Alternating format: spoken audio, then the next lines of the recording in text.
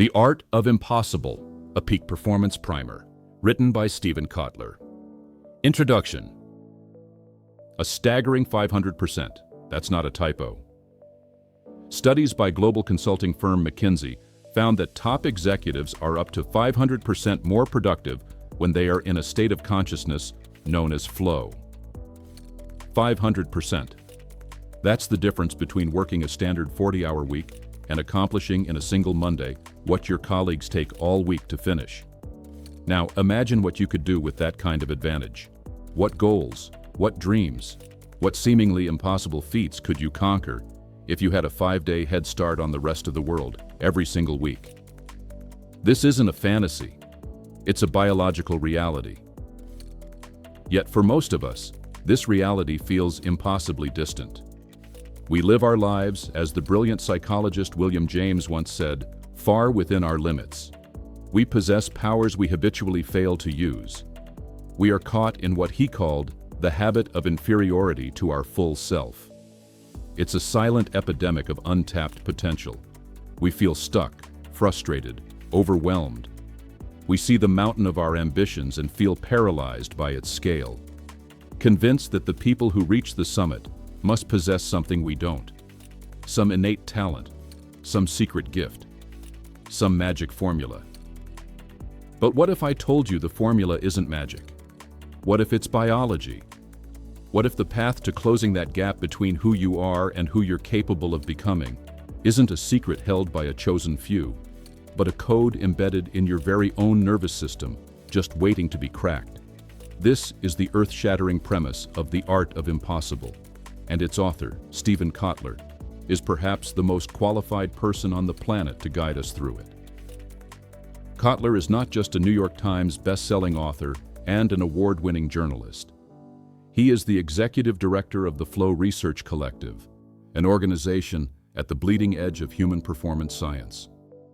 For over 2 decades, he has been on a relentless quest, interviewing hundreds of the world's top performers, from pioneering athletes and revolutionary artists to groundbreaking scientists and disruptive entrepreneurs, all to answer one question: what does it take to do the impossible? His work, which has been nominated for 2 Pulitzer Prizes, isn't just theory. It's a field guide to human potential, reverse-engineered from those who have pushed the boundaries of what we thought was humanly possible. In this audio summary, we will embark on a journey to decode this very formula. We're going to dismantle the myths that have held you back. We will explore the 4 critical skills that are the pillars of peak performance: motivation, learning, creativity, and flow. You will discover not just what they are, but how they work, deep within your brain and body. And most importantly, you will learn the practical, science-backed strategies to train these skills, to get your own biology to work for you, not against you. This isn't just about self-help. It's about self-creation. It's about learning the blueprint to shatter your limitations and systematically achieve your wildest dreams. So, are you ready to learn the art of impossible? Let's begin. The trap of motivation. Let's start with the first gear in the engine of peak performance: motivation. We all think we know what it is. It's that feeling of drive, that willpower, that grit we're supposed to summon when things get tough. We've been told our whole lives to just try harder, to push through. But what if that's the very advice that's keeping us stuck? What if the conventional wisdom about motivation is a trap? Here's the crucial point. Steven Kotler reveals that what we call motivation is actually a catch-all term for 3 distinct yet interconnected skill sets: drive, goals, and grit. And most people get the order all wrong. They try to start with grit, with sheer persistence, forcing themselves to grind through tasks they don't enjoy, for goals they don't truly believe in. And what happens? They burn out. The engine sputters and dies. And you know why? Because they've skipped the most important step. They've forgotten to fuel the engine in the first place. That fuel is drive. And not just any drive. The secret, the game-changing insight at the heart of Kotler's work, is the power of intrinsic motivation. For most of the last century, Science was obsessed with extrinsic drivers, the external rewards like money, fame, and power. And they are potent, no doubt. The brain treats the desire for money as a basic survival need because it translates to food and shelter.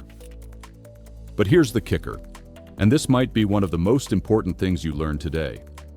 Extrinsic drivers only work up to a certain point. A landmark study by Nobel laureate Daniel Kahneman found that happiness and income rise together, but only until our basic needs are met, which he calculated to be around $75,000 a year in the US economy at the time of the study. After that point, the power of money to motivate and make us happy begins to fade dramatically. And guess what takes over? That's right, intrinsic drivers. These are the powerful internal forces that come from within: curiosity, passion, purpose, autonomy, and mastery. These aren't just feel-good concepts, they are neurochemical power-ups. When you tap into these drivers, your brain floods your system with performance-enhancing chemicals like norepinephrine, which sharpens focus, and dopamine, the so-called molecule of more, which drives excitement, engagement, and the desire to learn. Think about it. When you're genuinely curious about something, learning doesn't feel like work, does it? It feels like play. That's your biology rewarding you for exploring. That's the engine running on high-octane, intrinsic fuel. The mistake we all make is trying to run a high-performance life on the cheap fuel of external rewards, when our biology is designed for the premium stuff. It's like putting regular unleaded in a Formula One car and wondering why it's not winning the race. So how do we fill our tanks with this premium fuel? How do we systematically cultivate and stack these intrinsic drivers to create an unstoppable source of motivation? This is where we get practical. The passion recipe, your personal formula for drive. This isn't about waiting for a lightning bolt of inspiration. Passion isn't found, it's built. Kotler gives us a precise, step-by-step formula he calls the passion recipe, a way to systematically manufacture the drive you need. And it starts with a simple, yet profound, exercise. Take out a piece of paper, pen and paper, not a computer, because the physical act of writing forges a stronger connection in your brain. Now, write down a list of 25 things you are curious about. Don't overthink it. These are simply topics you'd happily spend a spare weekend learning more about. But be specific. Don't just write history. Write the military tactics of the Roman legions, or the social dynamics of 1920s jazz clubs. This specificity is crucial. It gives your brain's pattern recognition system the raw material it needs to work its magic. Got your list? Good. Now, here comes the interesting part. Look for intersections. Where do 2, 3, or even 4 of these curiosities overlap? Maybe you're curious about nutritional science, the psychology of elite athletes, and sustainable agriculture. The intersection? That could be a passion for designing the ultimate performance diet for athletes using sustainable food sources. And you know why this works so brilliantly? It's all about dopamine. When your brain recognizes a pattern, a link between two previously separate ideas, it rewards you with a tiny squirt of dopamine. This feels good. It feels like a little aha, a moment, and that dopamine does 4 critical things for you. First, it's a powerful focusing drug, locking your attention onto the task. Second, it literally helps you spot more patterns, creating a positive feedback loop of discovery. Third, it's addictive. The pleasure it produces makes you want to come back for more. And fourth, it tags the experience in your brain as important, save for later, dramatically enhancing memory and learning. By layering curiosities, you're not just creating a hobby, you're biohacking your motivational system. You're creating a cocktail of neurochemicals that makes work feel like play. You are literally building a passion from the ground up. But that's not all. Once you've found these intersections, Kotler urges you to play in them. Spend 20 to 30 minutes a day just feeding these curiosities. Watch videos, read articles, listen to podcasts. This isn't a chore, it's a daily dose of dopamine. You're not forcing discovery, you're allowing your brain's adaptive unconscious to do the heavy lifting, to find connections while you're just having fun. Now, for the step that truly ignites the flame, you must go public. Share what you're learning, talk to friends, join an online community, or even start a book club. Why is this so vital? Because when you get positive feedback from others, your brain releases even more dopamine, but it also adds oxytocin to the mix, the neurochemical of bonding and trust. This combination is rocket fuel for motivation. It's the feedback loop that transforms a flicker of curiosity into the roaring fire of true, sustainable passion. But what if you could take that fire and turn it into something that could not only change your life, but also change the world? From passion to purpose, the ultimate motivator. Passion is potent, but it can also be selfish. It's all about you. Purpose is what happens when you take that personal fire and connect it to something bigger than yourself. It's the moment your obsession becomes a mission. And according to the science, this is where motivation goes into overdrive. Psychologists Edward Deci and Richard Ryan, the pioneers of self-determination theory, discovered that humans have an innate biological need for relatedness, the desire to care for and be connected to others. Purpose taps directly into this deep-seated drive. When what you do matters to other people, your brain chemistry literally changes. Activity in the amygdala, your brain's fear center, decreases, making you more resilient and less stressed. You become more focused, more productive, and more protected from the anxiety and depression that can often accompany the lonely pursuit of a big goal. So, how do you find this ultimate fuel source? Kotler introduces the concept of a massively transformative purpose, or MTP. This isn't just a mission statement, it's a declaration of the dent you want to make in the universe. The exercise is simple, but the results are profound. Take out that notebook again. Write down a list of 15 massive problems you would love to see solved in the world. Think big. Ending hunger, protecting biodiversity, revolutionizing education. Now look for the overlap. Where does the passion you've just cultivated intersect with one of these global challenges? Where can your personal obsession become a solution for a collective problem? That intersection, that is your MTP. It's the North Star for your entire life. It's the ultimate why that will pull you through the inevitable how of the struggle ahead. It's the reason you'll get up at 4 a.m. Not because you have to, but because you are so damn excited to see where the words, the code, or the experiment will take you. Now, with this powerful engine of passion and purpose firing on all cylinders, there are two more essential drivers we need to add to the stack to achieve the full throttle of intrinsic motivation. And you won't believe how simple, yet overlooked, they are. Autonomy and mastery, the twin engines of performance. Imagine having a powerful mission, but being told you have no freedom to pursue it. Imagine wanting to get better at your craft, but being stuck in a role that offers no room for growth. This is the recipe for burnout and misery. And it's why the next two intrinsic drivers, autonomy and mastery, are not just important, they are non-negotiable. Autonomy is the desire to be the captain of your own ship. It's the freedom to pursue your purpose on your own terms. Deci and Ryan's research proved unequivocally that when we feel we have a choice, when our actions align with our own interests and values, our performance skyrockets. We become more focused, more creative, and more resilient. But how much autonomy do we really need? The answer might surprise you. Kotler points to groundbreaking corporate experiments like Google's famous 20% time, which allows engineers to spend 1 day a week on their own passion projects. The result? Over half of Google's biggest products, including Gmail and Google Maps, came out of this small slice of freedom. 3M's 15% rule is even older, dating back to 1948, and it gave us the Post-it note, a product that consistently generates over $1 billion a year. What this tells us is, you don't need to quit your job and move to a monastery. You can start by carving out just a few hours a week, an afternoon, a couple of evenings, to devote to your purpose, to work on the things that truly matter to you.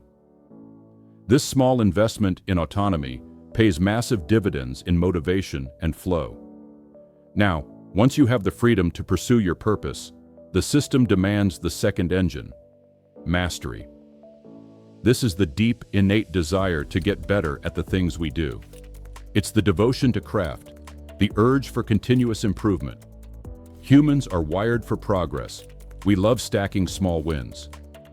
And every time we do, every time we achieve a goal, no matter how small, our brain gives us that hit of dopamine. This creates what peak performers describe as their favorite feeling in the world: momentum. Author Dan Pink, in his book Drive, states that the single biggest motivator by far is making progress in meaningful work. The inverse is also true. The feeling of being stuck is the single biggest drain on motivation that science has ever discovered. So the question becomes, how do we engineer this feeling of momentum? How do we consistently walk the path to mastery? The answer lies in one of the most important concepts in the entire field of peak performance. Are you ready to discover it? It's called the challenge skills balance. And it's the master key that unlocks not only mastery, but also the gateway to that ultimate state of consciousness we're all chasing. This balance is a delicate dance. We are most engaged, most focused, when the challenge of a task slightly exceeds our current skill set. If the challenge is too easy, we get bored. Our minds wander. If the challenge is too great, we get overwhelmed by anxiety and fear. We snap. But in that sweet spot, that 4% stretch beyond our comfort zone, that's where the magic happens. Why? Because in that zone, your brain is forced to pay exquisite attention. Uncertainty focuses the mind like nothing else, and when you meet that challenge, when you stretch and succeed, your brain doesn't just give you a hit of dopamine for the win, it rewards you for the effort of stretching.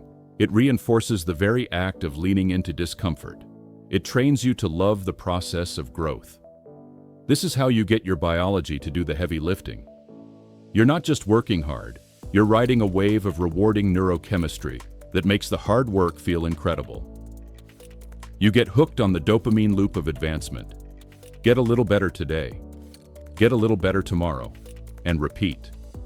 This isn't a chore, it becomes an addiction, a healthy, powerful addiction to your own potential. Now, with our motivational engine fully assembled, fueled by passion and purpose and driven by the twin turbines of autonomy and mastery, we have the energy to tackle the impossible. But energy without direction is chaos.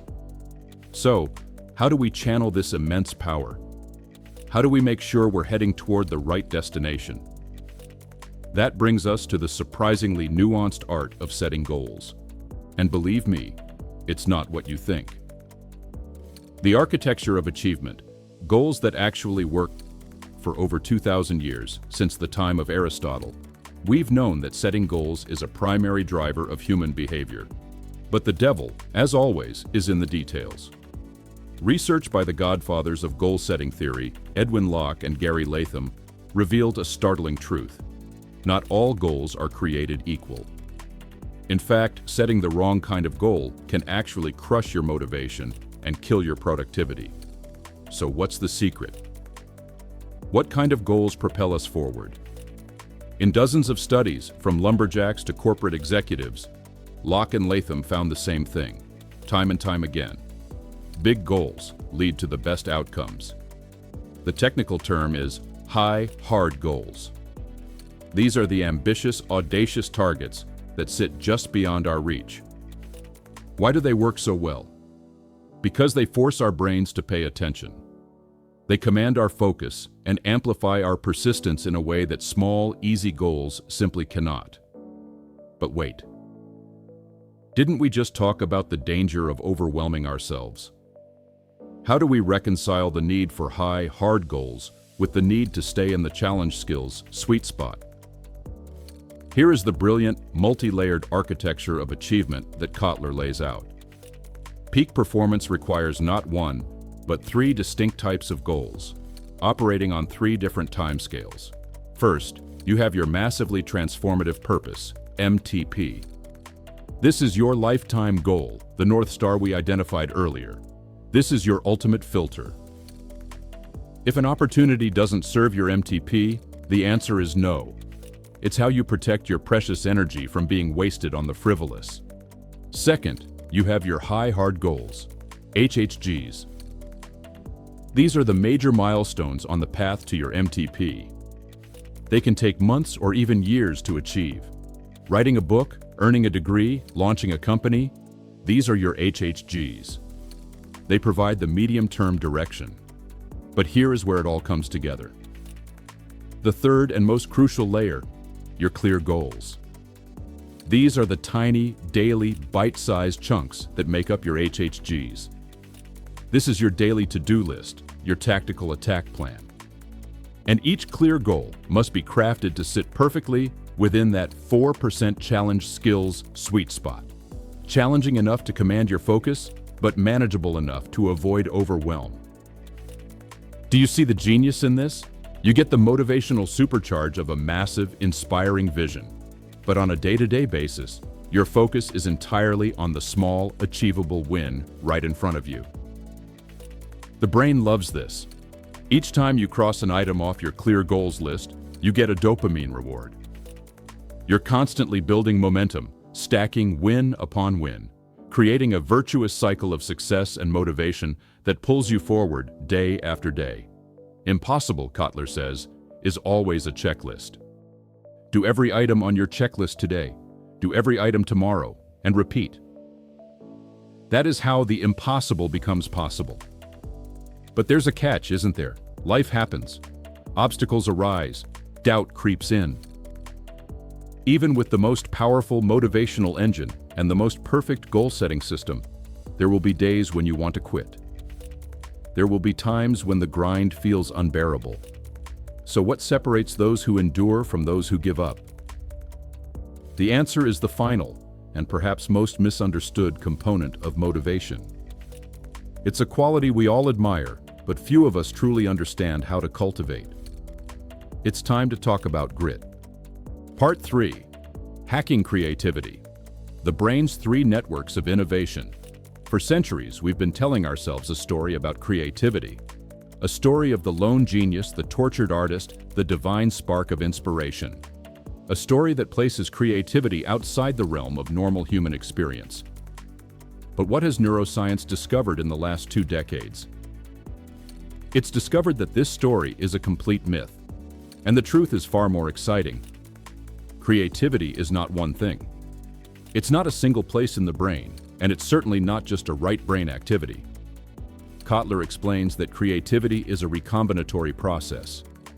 It's what happens when the brain takes in novel information, combines it with older information you already possess, and blends it together to produce something startlingly new.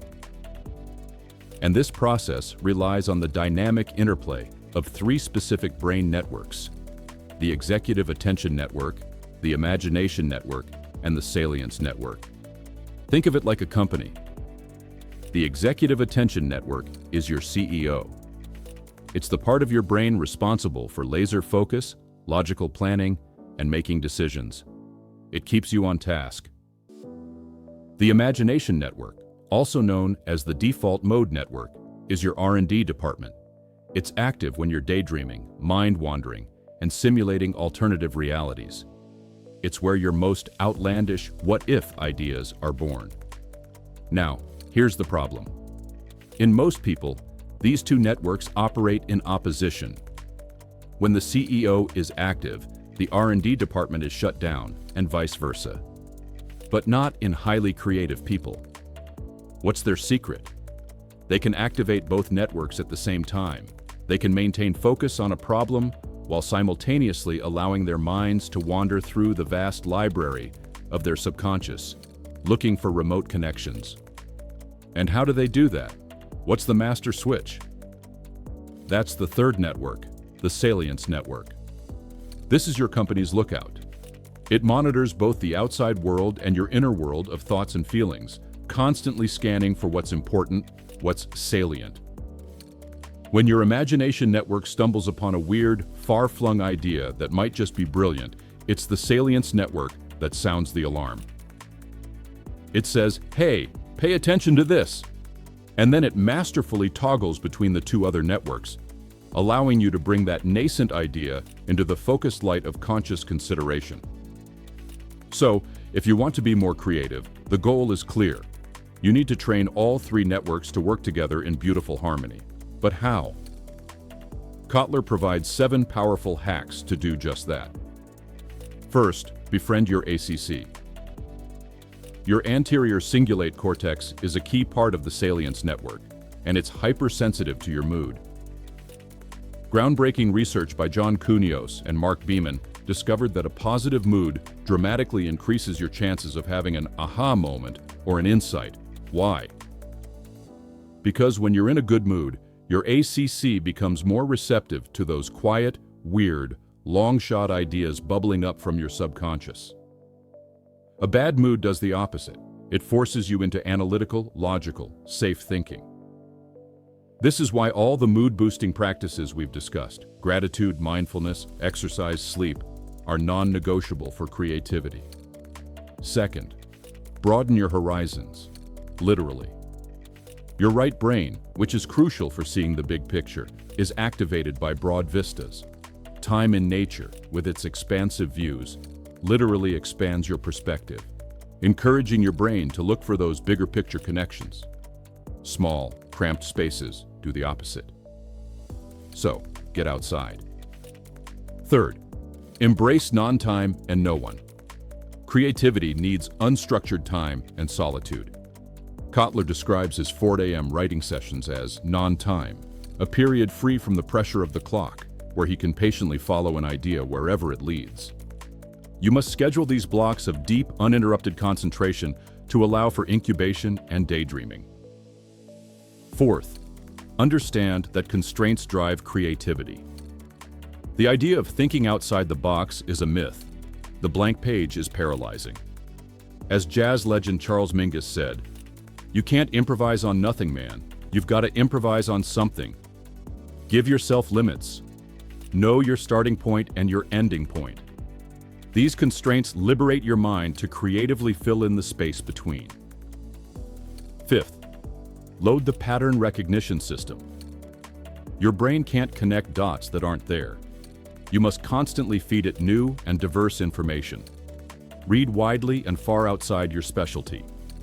This gives the system the raw ammunition it needs to make the surprising connections that are the hallmark of innovation. Sixth, use the MacGyver method. This is a powerful technique for programming your subconscious. Before you take a break, clearly write down the creative problem you're trying to solve. Then engage in a lightly stimulating activity, like building a model airplane, gardening, or taking a shower. This occupies your conscious mind just enough to let your vastly more powerful subconscious go to work on the problem. When you return to your desk and start free writing, the solution will often trickle out, seemingly from nowhere. And seventh, think inside the box. I know, it sounds wrong, but this is about being playful with your starting points. Instead of starting with a familiar idea, start with something totally weird and unrelated. Trying to write a company newsletter? Start with the sentence, "Last month, employees found a baby elephant in the lunchroom." You probably won't keep it, but the act of trying to connect that bizarre starting point back to your topic forces your brain to forge novel neural pathways. These are the tools for day-to-day creativity. But what about sustaining it over a lifetime? What about the long, hard, often frustrating journey of a creative career? This is where we distill the wisdom of those who have played the infinite game and won. It's about packing your full quiver of skills, maintaining momentum by quitting when you're most excited, and understanding that frustration isn't a sign of failure, but a necessary step in the process. Now, we arrive at the final pillar, the state of consciousness that ties all of this together. the neurobiological mechanism that amplifies motivation, learning, and creativity beyond all rational standards. It's time to dive deep into the ultimate state of human performance. Flow. Flow, the source code of ultimate performance. What if I told you there's a state of mind where you feel your best and you perform your best? A state where your sense of self vanishes, time dilates, and your abilities are amplified to superhuman levels. This isn't science fiction. This is flow. And it is the biological formula for the impossible. Kotler's own journey into this world was born from desperation. At 30 years old, he was bedridden with Lyme disease, a condition that left him in a state of chronic pain and paranoid schizophrenia. Concentration vanished, his memory failed, and suicide became a very real possibility. Then, a friend dragged him out to go surfing. On his very first wave, something incredible happened. Time slowed to a crawl. His sense of self dissolved. He merged with the ocean. And for the first time in years, the pain was gone. He felt great. This quasi-mystical experience was a macro-flow state. And over the next 8 months, by repeatedly chasing that state in the ocean, he went from being 10% functional to 80% functional. This personal miracle launched a 2-decade quest to understand the science behind it. So what is happening in the brain during flow? Forget the myth that we only use 10% of our brains. The truth is the opposite. In flow, we use less of our brain. This is a phenomenon called transient hypofrontality. Transient means temporary, and hypofrontality means a deactivation of the prefrontal cortex. Why does this happen? Your prefrontal cortex, your conscious, analytical, self-doubting mind, is slow and incredibly energy expensive. To achieve the effortless, high-speed performance of flow, the brain performs an efficiency exchange. It shuts down these costly conscious processes and shifts to the far faster, more efficient subconscious processing. And the results are profound. Your inner critic, that nagging voice of doubt located in your dorsolateral prefrontal cortex, goes silent. Risk-taking becomes less frightening. Your sense of time, which is calculated all over the prefrontal cortex, becomes distorted. And because your sense of self is also a construction of this brain region, it vanishes. You get out of your own way, and action and awareness merge into a seamless, fluid dance.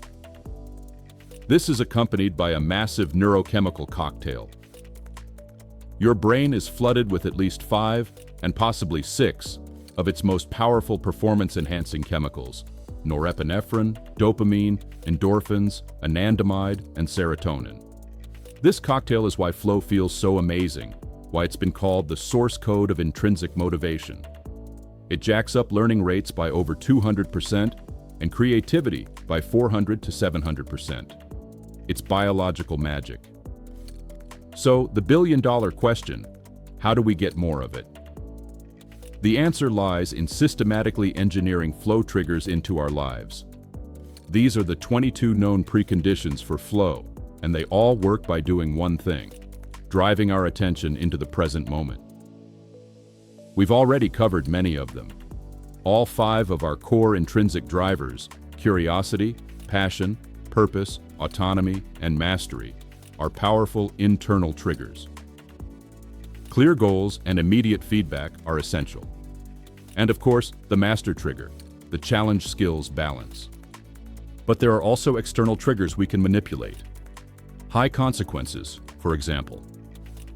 Risk, be it physical, social, or creative, floods the brain with focusing chemicals. This is why Silicon Valley's fail-forward culture is so innovative. It creates a psychologically safe environment for the very risk-taking that drives flow. A rich environment, one full of novelty, unpredictability, and complexity, is another potent trigger. This is why a walk in the woods or working in a new coffee shop can spark incredible insights. Deep embodiment, or engaging multiple senses at once, is another. This is why athletes find flow so readily. and why learning by doing is so much more effective than just reading. And then there's group flow, the shared collective version of the state. This is triggered by things like shared goals, close listening, and the first rule of improv comedy: always say yes. When you build on each other's ideas instead of shutting them down, you create a conversational momentum that can lift an entire team into the zone. But here's a crucial, final piece of the puzzle. Flow is not a simple on-off switch. It's a 4-stage cycle. And understanding this cycle is the key to maximizing your time in the state. Stage 1 is struggle. This is the frustrating, effortful loading phase where you're learning and overloading the brain with information. It feels bad, but it's a necessary precondition. You must learn to reframe this frustration as a sign of progress. Stage 2 is release. Here, you must step away from the problem. Take your mind off it completely. Go for a walk, take a shower, do something lightly stimulating. This allows your subconscious to take over and begin its pattern recognition magic. Stage 3 is flow. This is the peak experience itself, where all the hard work pays off in a cascade of effortless performance. And stage 4, which is just as important as the others, is recovery. Flow is expensive. You've burned through a ton of neurochemicals and energy. You must actively recover with good sleep, nutrition, and restorative practices to be able to re-enter the cycle. If you can't get up for the struggle, you can't get back into flow. And that brings us to the end of our journey. What we have learned, the blueprint for your impossible. We began with a startling fact: the potential for a 500% increase in our productivity lies dormant within us. We've journeyed through the architecture of human potential, dismantling the myths that told us peak performance was a gift for the few. We learned that true motivation is not about willpower, but about systematically fueling our intrinsic drivers. The deep-seated need for curiosity, passion, purpose, autonomy, and mastery. We discovered the passion recipe, a practical formula to build the drive we need, not just find it. We learned that grit is not a single trait, but a suite of 6 trainable skills, giving us a blueprint to forge the resilience necessary to endure the long haul. We've uncovered the meta skill of learning itself, understanding that by using truth filters, leveraging the incredible data density of books, and following a 5-step process, we can accelerate our path to expertise. We've demystified creativity, seeing it not as a magical spark, but as the biological interplay of 3 key brain networks, which we can train and enhance through specific daily practices. And finally, we've decoded flow, the source code of the impossible. We understand its neuroscience, its triggers, and its 4-stage cycle, giving us a map to navigate our way into this ultimate state of consciousness more consistently and effectively. The Art of Impossible is more than a book. It's a manifesto for a new way of living. It's a practical playbook for impractical people. It hands us the keys to our own biology and challenges us to ask a terrifying and exhilarating question. What impossible dreams would you chase if you knew, with scientific certainty, that you had what it takes to achieve them? The path is laid out before you. The tools are in your hands. This journey of growth doesn't end here. It's just beginning. I urge you not to let this be just another interesting summary. Put these ideas into practice. Start today. And if this exploration has ignited a fire within you, I wholeheartedly encourage you to read Steven Kotler's full masterpiece, The Art of Impossible. The depth and detail within its pages will provide a lifetime of guidance. Your potential is not a fixed point, it is an infinite game. Now go play.